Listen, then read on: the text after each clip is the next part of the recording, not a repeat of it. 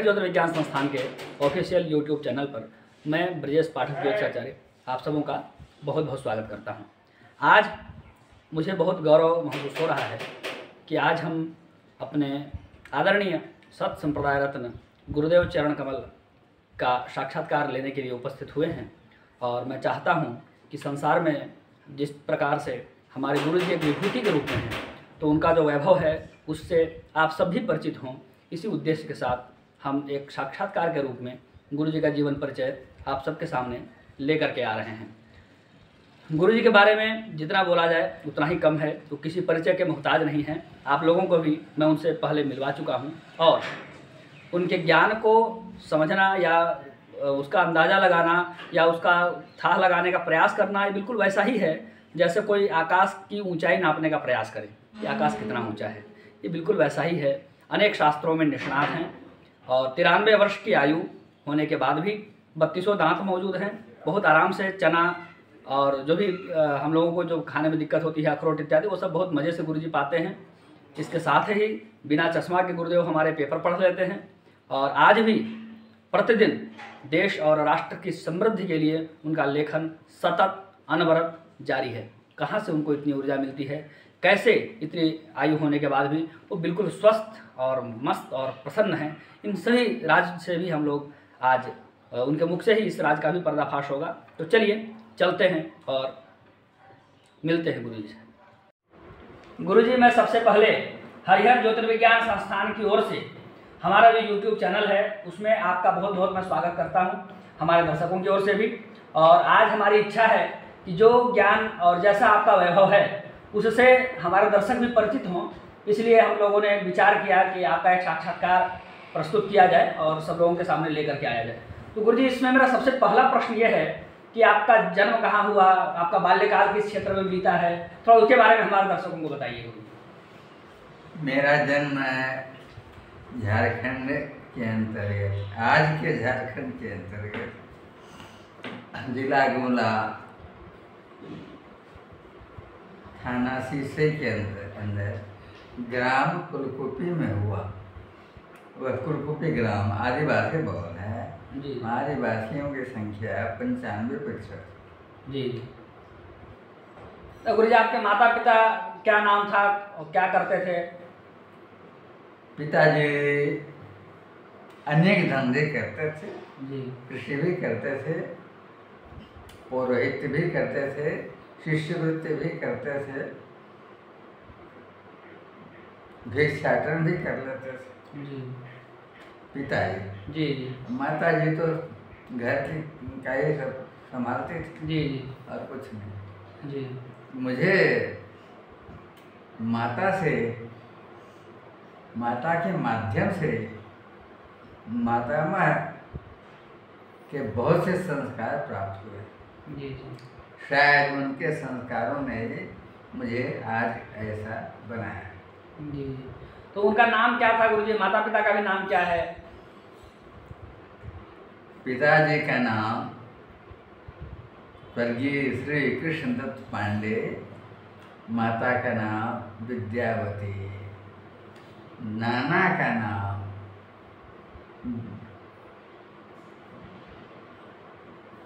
जेतेश्वर राम मिश्र। जी। तो कहाँ उनका निवास था? ननिहाल कहाँ था आपका? ननिहाल इसी जगह है, हरमू गाँव। अच्छा अच्छा। तो आप नाना जी से जो संस्कार आपको मिला, तो आप उनके पास रहते थे क्या बचपन में? आप नहीं, वो आपके माता के माध्यम से मिला। अच्छा अच्छा। उनका संस्कार माता में पड़ा। जी जी। तो माता के माध्यम से उनका संस्कार जी मुझे मिला। जी। मेरे जन्म के 2 महीने के अंदर ही नाना ने शरीर छोड़ दिया। अच्छा अच्छा। जैसा गुरुजी उनका नाम था विद्यावती देवी, वो बिल्कुल वैसे ही अपने नाम के अनुरूप उन्होंने आपका जन्म दिया। वो विद्यावान के रूप में, विद्यावान पुत्र को उन्होंने जन्म दिया, तो उनका नाम बहुत ही सार्थक रहा जैसा मैं समझता हूँ। गुरुजी, एक चीज़ और पूछना था कि जब आपका जन्म हुआ था, किस ईस्वी सन में आपका जन्म हुआ है? ईस्वी सन क्या है जन्म का? ईस्वी सन 1930। जी। 23 मई जी गुरुजी 1930 का भारत, और उसमें भारत आज़ाद भी नहीं था, गुलाम था। 1947 में भारत आज़ाद हुआ है। भारत की आज़ादी के समय आप 17-18 वर्ष की आयु के थे। लगभग मैं बालिग हो गया। जी जी। तो गुरुजी क्या अंतर पड़ा गुलामी में जो भारत जी रहा था उस समय क्या स्थिति थी भारत की, आज़ादी के बाद क्या था हुआ, और अभी कैसे आप देखते हैं भारत? अंग्रेजों का पूरे देश में बाहुल्य था। आज़ादी से पहले सब जगह अंग्रेज मिल जाते थे देखने को। अंग्रेजों ने यहाँ भारत में अपने बहुत से जंगलों में अंग्रेज सैनिक रहते थे। जी। मेरे इसी जगह कुलकुपी के पास ही कड़रा पतरा है। जी। कड़रा पतरा में अंग्रेजों के बहुत से भवन थे, बड़े ही मजबूत अस्थायी आवास जो उन्होंने बनाया, इतने मजबूत बनाए थे।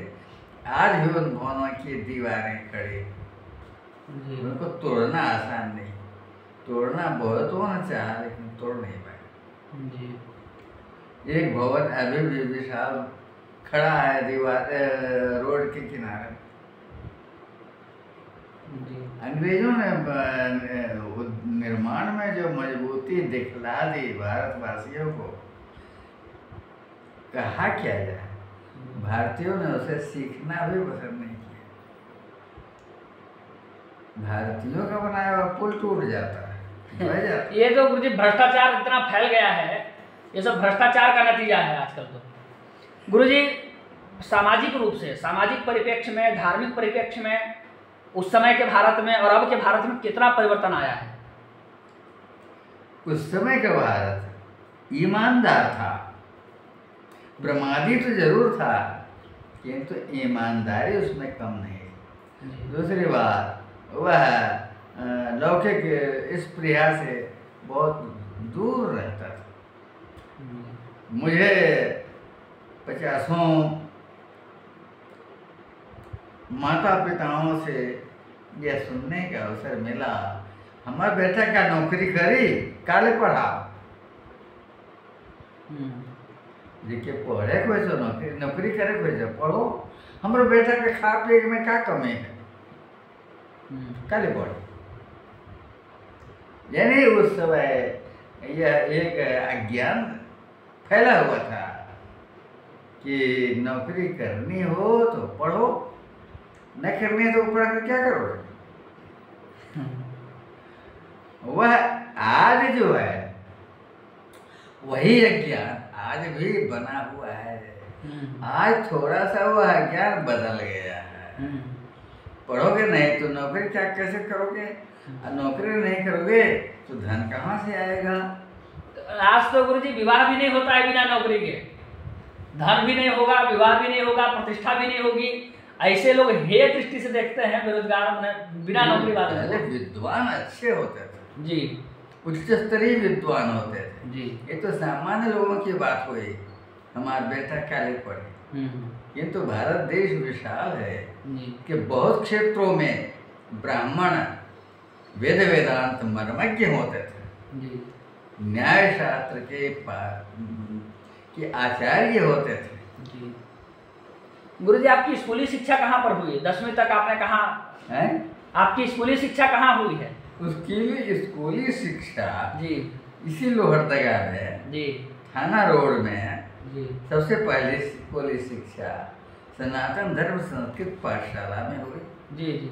उस पाठशाला में मेरा नामांकन कक्षा 3 में हुआ। अच्छा। उससे पहले की कोई कक्षा मुझे स्कूल में नहीं मिली जी। वो घर पर ही हुई। जी। कक्षा 3 के उपयुक्त योग्यता जितनी चाहिए थी उससे कुछ ज़्यादा ही मुझे घर से मिल चुके थे। जी जी। तो उसके बाद गुरुजी मैट्रिक कहाँ से किया आपने? 10वीं कहाँ से किया हैं? 10वीं आपने कहाँ से किया? 10वीं तो मैंने की ही नहीं। मध्यमा किए? पर कक्षा 5 तक ही मैंने हिंदी पढ़ी है। जी। अवश्य MA स्तर के बहुत से बच्चों को हिंदी पढ़ाई है। जी। मैंने जो बिल्कुल ही नहीं पढ़ा वही विस्तार से पढ़ा है। जी। ये मेरी विशेषता है। जी। आगे फिर मध्यमा किया आपने? हैं? मध्यमा किया रांची संस्कृत कॉलेज से। जी जी। रांची संस्कृत कॉलेज में मेरा नामांकन सन 1947 में हुआ। अच्छा। नहीं, मैं भूल रहा हूँ, जी सन 1944 में हुआ। जी जी। सन 1947 में मैंने मध्यमा कर लिया। अच्छा अच्छा। और 12वीं अब उत्तर आगे मध्यमा? शास्त्री सन 1949 में और आचार्य व्याकरणाचार्य जी सन 1951 में और साहित्य शास्त्री सन 1952 में। जी। 51 में ही मैंने व्याकरणाचार्य के साथ ज्योतिष शास्त्र भी कर दिया था। अच्छा अच्छा। तो ये सब रांची से ही हुआ है गुरुजी? हैं? रांची से ही हुआ है? हाँ, कराची से। जी जी। तो गुरुजी आप जो स्कूली शिक्षा प्रणाली है, मैकाले प्रणाली जिसको कहते हैं, उसमें आप 10वीं 12वीं BA MA क्यों नहीं किए? संस्कृत वाले में क्यों आए? संस्कृत के प्रति आपका रुझान कैसे हुआ? इसलिए उधर मैं नहीं गया जी कि 12 वर्ष की अवस्था में ही मुझे अच्छी तरह समझ में आ गया कि अंग्रेजी स्कूल में पढ़ने वाले राष्ट्रद्रोही होते हैं। जी अब पढ़ाने वाले जी राष्ट्रद्रोही शब्द तो मुझे मालूम नहीं था, जी किंतु उनको आज मैं राष्ट्रद्रोही कहूँगा। जी। उस समय सच्चाई और धर्म और सदाचार और शील के विरोधी जी होते हैं, यह मेरी धारणा बन गई थी। जी। बच्चों ने, अंग्रेजी स्कूल के बच्चों ने कुछ ऐसे व्यवहार 50 बार दिखलाए स्वभावतः, इसलिए और कुछ पिछला संस्कार जो मेरा जन्मांतरी ऐसा था कि उधर नहीं जाना है, उधर नहीं पढ़ना है। जी जी। क्या करेंगे उधर?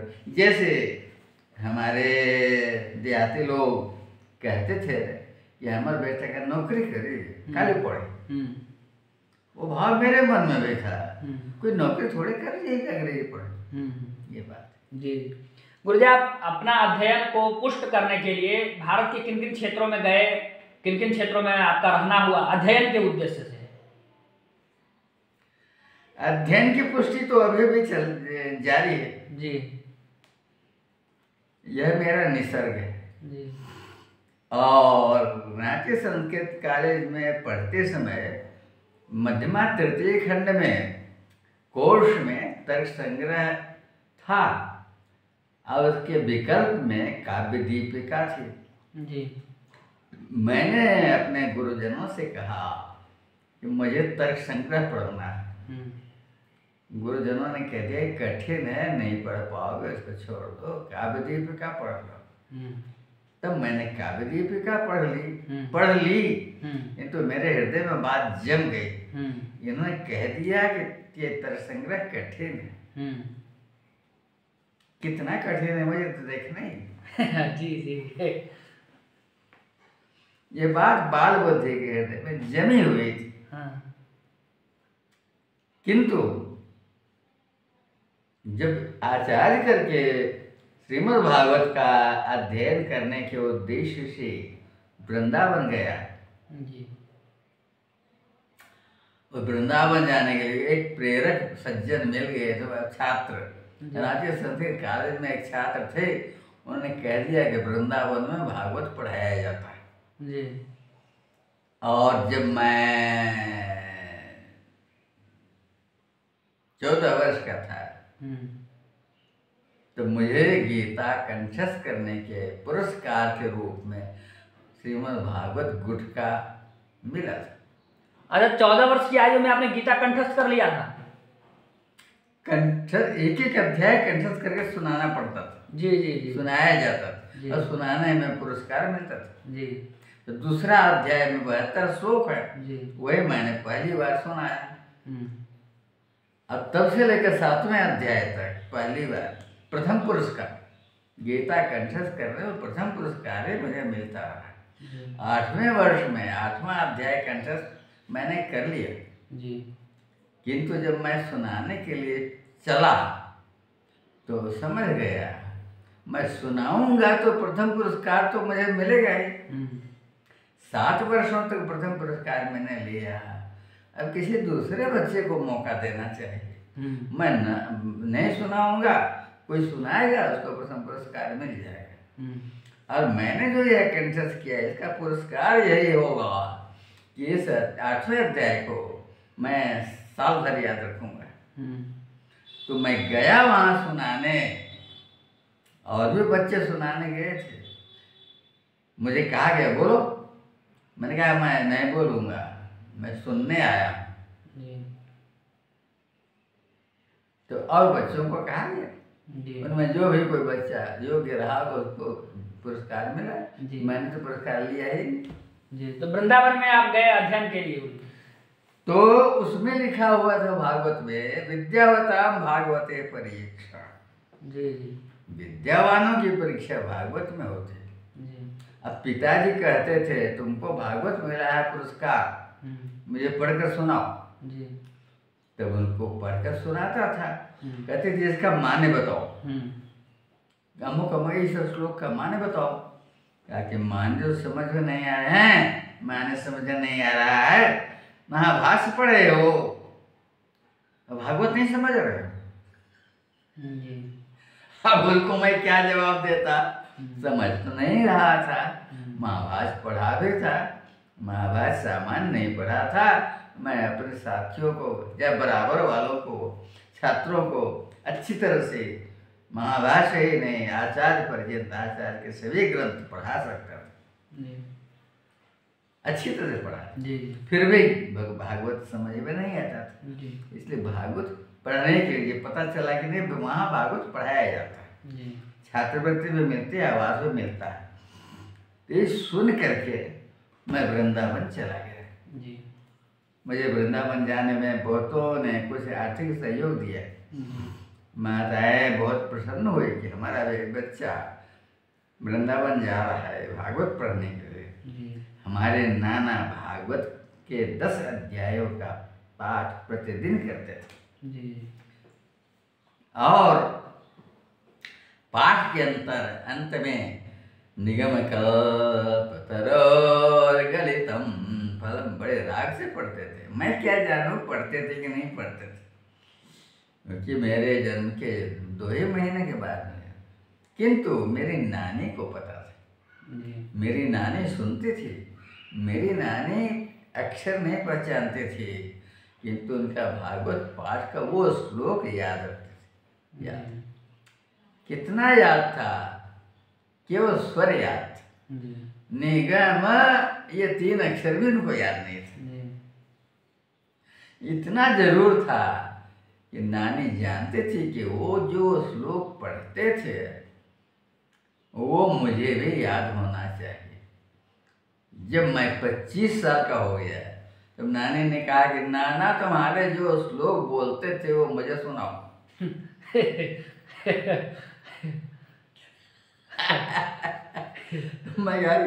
मैं कैसे सुनाऊं, मुझे क्या पता है क्या बोलते थे। नहीं तुम जानते हो, तुम पढ़ो तो भागवत के 1-2 श्लोक 3 श्लोक मैंने पढ़ दिया। अंत में निगम कल्प करो, जब निगम कल्प करो मैंने पढ़ा गया। यही तुम्हारे नाना बोलते थे। इसको 2-3 बार सुना, 2-3 बार सुनाया, नानी जी ने श्लोक कंठस्थ कर लिए। वाह। मेरी नानी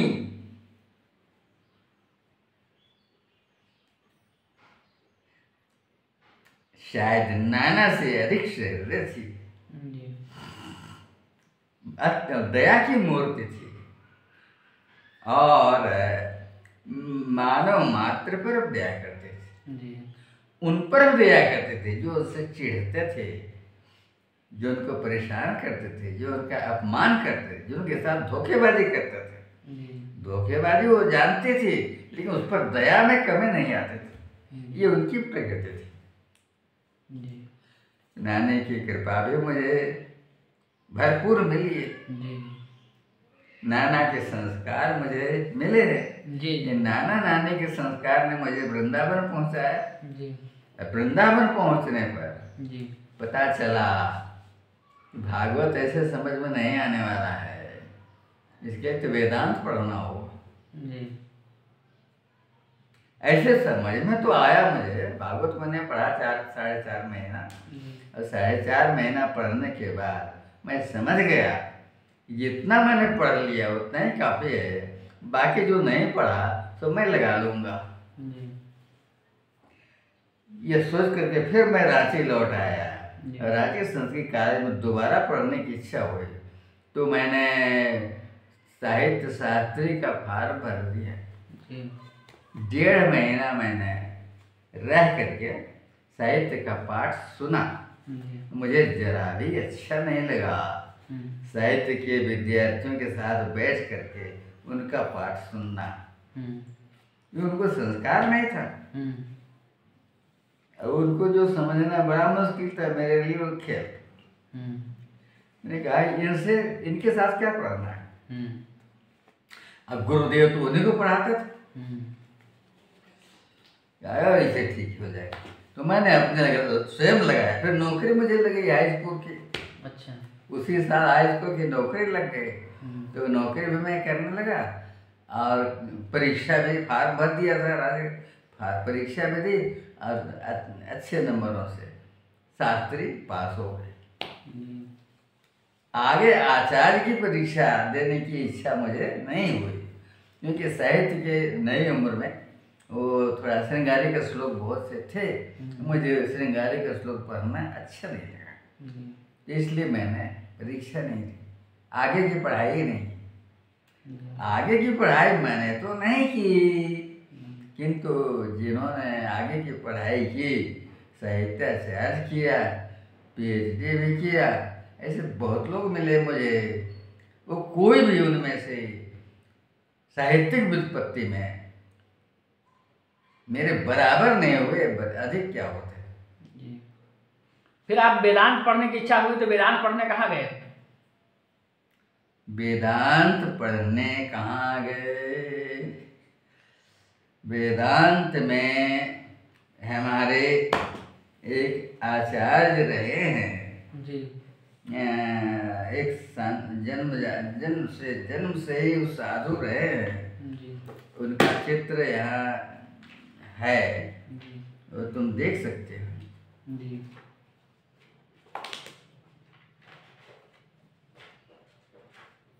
और आगे है वो ये है, ये हमारे सारी विद्याओं के। ऐसे करके दर्शकों को दिखा दीजिए। जी जी, मैं इसको लगा भी दूंगा इसमें। जी, इन्होंने मुझे सारी विद्याओं के रहस्य बताए। जी जी। ये इनका स्वभाव था जी। साधु जीवन में रहना जी। और शास्त्रों का परिशीलन करते रहना। जी।